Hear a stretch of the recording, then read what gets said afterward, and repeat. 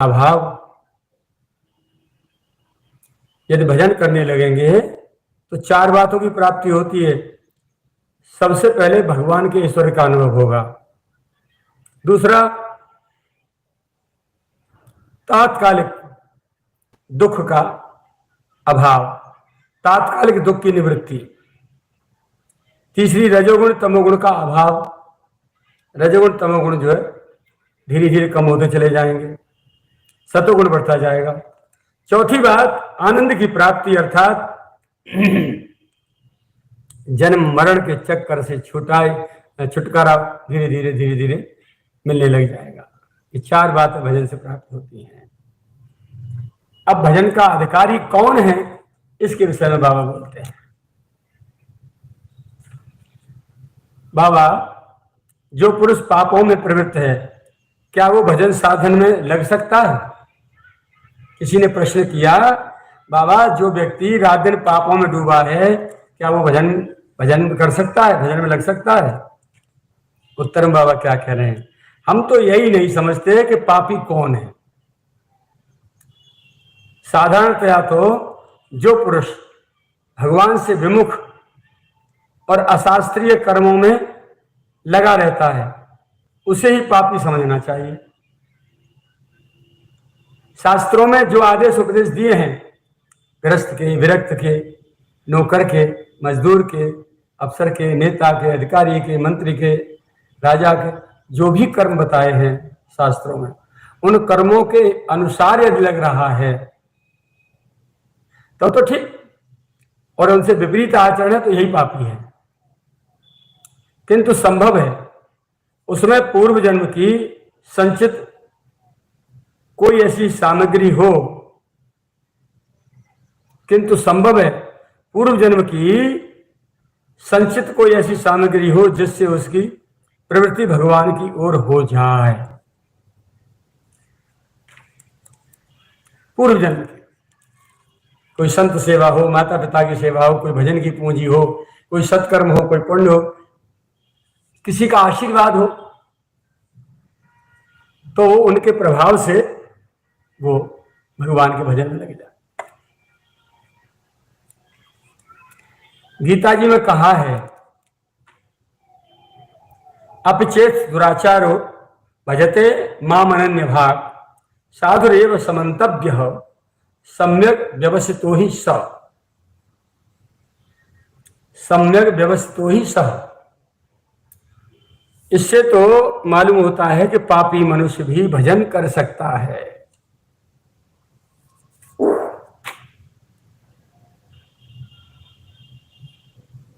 बाबा कह रहे हैं, जो भगवान का भजन करता है उसे पापी कैसे कह सकते हो? किंतु कहीं कहीं ऐसा भी देखा जाता है कि किसी किसी पापात्मा की भी भजन में प्रवृत्ति हो जाती है। ऐसा भगवान की कृपा से ही होता है। जैसे कि सूरदास जी, ऐसा कोई नियम नहीं है कि पापी भजन में प्रवृत्त ही नहीं हो सकता हो। इस विषय में मैंने एक घटना स्वयं देखी है, पूज्य बाबा बता रहे। एक बार तारकेश्वर में एक बड़ा धनी पुरुष आया था और वो बड़ा ही दुर्व्यसनी था। एक दिन वो मद्यपान कर रहा था। उसी समय उधर होकर एक महात्मा निकले। उसने उन्हें बुलाकर कहा, आओ एक प्याला पी लो। महात्मा जी ने कहा, अरे अब तो तेरी मृत्यु बड़ी थोड़ी देर रहेगी तेरी मृत्यु की। क्या अभी इस दुर्व्यसन से तेरी तृप्ति नहीं हुई? इतना कहकर महात्मा जी तो चले गए, किंतु उसका चित्त उसी समय से बदलने लगा। उसने शराब की सारी बोतलें फोड़ डाली। बस वह घर लौट आया और भजन ध्यान में लग गया। वो 15 दिनों के लिए खाद्य सामग्री रख लेता और घर के भीतर बंद रहकर भजन ध्यान में लगा रहता। कुछ दिन बाद उसकी धर्म पत्नी भी इसी प्रकार भजन में संलग्न रहने लगी। इस प्रकार महात्मा जी के एक क्षण के संसर्ग से ही उसका जीवन सर्वथा बदल गया।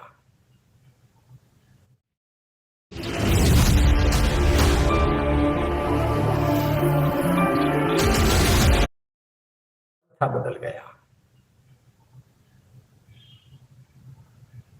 पाप होता कैसे है? संसार के चिंतन से। पाप दूर कैसे हो? भगवान के चिंतन से। महाराज जी, जो भक्ति नहीं करता किंतु उसके आचरण शुद्ध हैं और जो देश की सेवा भी करता है, वो कैसा है? क्या ये भक्ति नहीं है?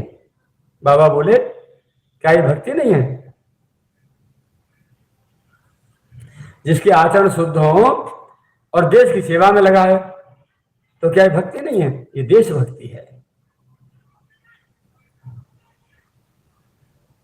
नहीं, वो तो देश की सेवा ही करता है। तो क्या संसार भगवान का स्वरूप नहीं है? संसार भी तो विश्वरूप रघुवंश मन, करो वचन विश्वास। लोक कल्पना वेद कर अंग अंग प्रतिजास। तो क्या संसार भगवत स्वरूप नहीं है? किंतु यदि ईश्वर की मान्यता, ईश्वर को नहीं मानता हो, केवल देश सेवा ही करता हो, तो जो ईश्वर को नहीं मानता उसका कल्याण कदापि नहीं हो सकता। प्रत्येक प्राणी को भगवत स्वरूप समझो। अच्युत भाव वर्जित जो भी कर्म करोगे वो निष्फल ही रहेगा। अच्युत भाव के बिना तो ज्ञान भी निष्फल है। अच्युत भाव बताया था पहले, ये दोबारा बोला जा रहा है। पूरा विषय पहले सुना चुके हैं। जो कभी च्युत न हो, कभी दूर न हो, कभी भजन से, चिंतन से, साधना से, भगवान से कभी दूर न हो, निरंतर भगवान में डूबा रहे, एक बात। दूसरा अच्युत भाव, ये सारा संसार भगवान का ही है, सब कुछ भगवान ही है, ये भी अच्युत भाव है। आजकल लोग ईश्वर के मद में उन्मत्त हो जाते हैं, इसी से ईश्वर को नहीं मानते। ईश्वर ज्यादा आया, पैसा, संपत्ति, पद, सम्मान, भगवान को भूल जाते हैं।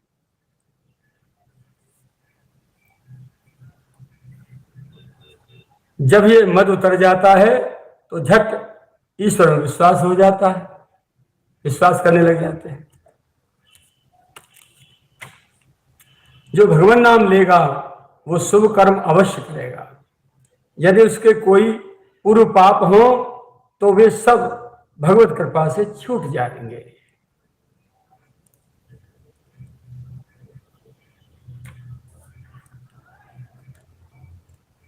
भगवान कल्प वृक्ष हैं, जो जिस इच्छा से उनके पास जाता है उसे वही मिलता है।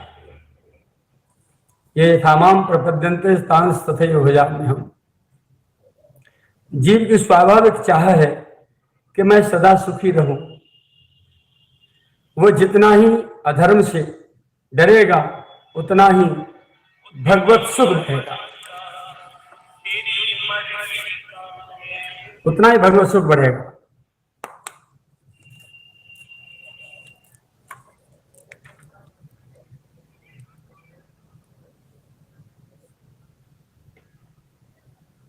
चराचर जगत भगवान से भिन्न नहीं है, ऐसा जानकर जो भगवान का स्मरण करता है वो सुखी है। ये चराचर जगत भगवान से भिन्न नहीं है, यही अच्युत भाव है। ऐसा मानकर, ऐसा जानकर जो भगवान का स्मरण करता है वही सुखी है।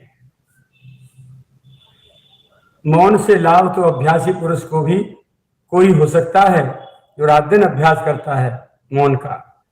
जो अभ्यासी नहीं उसे मौन से भी कोई लाभ नहीं हो सकता। मौन तो वह तो मौन रहकर मनोराज्य ही करेगा, मौन रहकर भी मन में अनेकों प्रकार की कल्पनाएं करता रहेगा, उनमें डूबा रहेगा, जिससे तमोगुण की वृद्धि होगी। इसी प्रकार एकांत से भी निर्वासनिक पुरुष को ही लाभ हो सकता है। जो निर्वासनिक पुरुष है वही एकांत में मौन रह के साधना करे, उससे लाभ हो सकता है। हर किसी के बस की बात नहीं। सामान्य मनुष्य तो एकांत में रहकर मनोराज्य ही करते हैं, उन्हें उससे कोई लाभ नहीं होता। मजदूर दिन भर काम करता है तो भी उसे केवल 8 आने रोज मिलते हैं, और एक कलेक्टर प्रतिदिन 2 घंटे काम करने पर ही 2,500 रुपये मासिक वेतन पाता है। उस समय 2,500 कलेक्टर की तनख्वाह थी और मजदूर की 8 आने थी। बड़े लोग थोड़े समय में ही बहुत ऊंचा काम कर लेते हैं। इसी प्रकार जो सच्चे साधक होते हैं उन्हें 5 मिनट में ही जो भजनानंद मिलता है वह दूसरों को दिन भर लगे रहने पर भी नहीं मिलता। वे उतने ही समय में एकदम प्रेम में मस्त हो जाते हैं। जिसकी भजन में आसक्ति नहीं है उसे एकांत में नहीं रहना चाहिए। भजन में आसक्ति नहीं है, भगवान में आसक्ति नहीं, भगवान में प्रेम नहीं है, भगवान से मिलने की चटपटी नहीं है, उसे एकांत में नहीं रहना चाहिए। उसे सत्संग करना चाहिए। यदि सत्संग ना मिले तो शास्त्र का ही संग करे, स्वाध्याय करता रहे। जो भजन करते हुए ये चाहता है कि मुझे ज्वर न हो, कष्ट न हो, उसे भगवान 14 जन्मों में भी नहीं मिल सकते 7 जन्म की चले क्या, 14 जन्म में भगवान नहीं मिलेंगे। अरे प्रकृति ये मौसम चेंज होगा, ये चीजें तो आएंगी आएंगी, लेकिन इसी भावना से भजन कर रहा है तो उसे भगवान 7 जन्म के 14 जन्म में भगवान नहीं मिल सकते, ऐसा बाबा कह रहे हैं। दुखों को सहन करते हुए भगवान का स्मरण करते चलो, इसी का नाम मुक्ति है। भगवत चिंतन में जो आनंद है वह तो समाधि में भी नहीं है। एक दिन श्री जी भगवान को पंखा जल रही थी, श्री राधा रानी। उस समय उन्हें अकस्मात समाधि हो गई और पंखा हाथ से गिर गया। जब चेत हुआ तो श्री जी ने कहा, हमें ऐसी समाधि नहीं चाहिए जो सेवा से वंचित कर दे। सचमुच सेवा के आगे समाधि क्या चीज है? कुछ नहीं। सेवा तो बहुत बड़ी चीज है। जब तक विषय का राग न छूटे तब तक बराबर भजन, साधन एवं स्वाध्याय में लगा रहना चाहिए। जब तक विषय का राग न छूटे, विषयों के प्रति जो आसक्ति, ममता, मोह है, सुख की इच्छा है, वो जब तक नहीं छूट जाए तब तक रात दिन भजन में लगे रहना चाहिए, स्वाध्याय करते रहना चाहिए। यदि वृत्ति भगवदाकार रहने पर रहने लगे तथा भजन में राग न रहे तो फिर कोई कर्तव्य शेष नहीं रहता। वृत्ति भगवदाकार रहने लगी है, निरंतर चित्त वृत्ति में भगवान छाए रहते हैं, फिर और कुछ करने की आवश्यकता क्या है? जिसे इष्ट देव का साक्षात्कार हो जाता है उसे कभी किसी भी अवस्था में इष्ट की विस्मृति नहीं होती। इसी का नाम निष्ठा है। ऐसे निष्ठावान व्यक्ति की मस्ती का क्या कहना।